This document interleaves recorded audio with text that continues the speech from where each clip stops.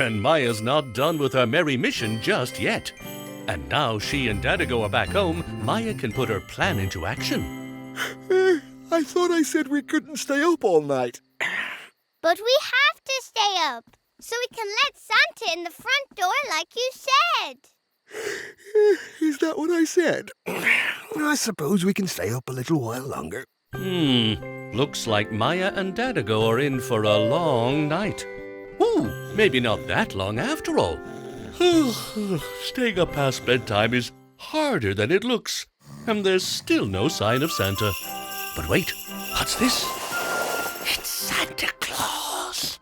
How did Santa fit all those presents in there? Mya and her family are going to have a very Merry Christmas this year. Ho, ho, ho! Milk and cookies! Santa? Oh, dear. Phew, I'll just take these for the journey. Ho, ho, ho! What was that? Well, I better get this little one to bed. Come on, Mya. Oh, it's Christmas morning at last, and Mya Go has slept right through the night. Dada, wake up! Huh? What's going on? We fell asleep. What if Santa didn't get inside?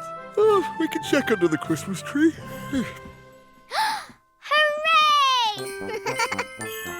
What's all the noise, Mya? He was here! He was here! Oh, wonderful. We still don't know how he was able to get inside with the presents. I'm afraid we'll never really know the answer, Mya. It's okay if we don't know, because we know that Santa knows. I think you're right. Now, let's see what Santa's brought us, shall we? Good old Santa. When it comes to making people happy, he always delivers. Ho, ho, ho!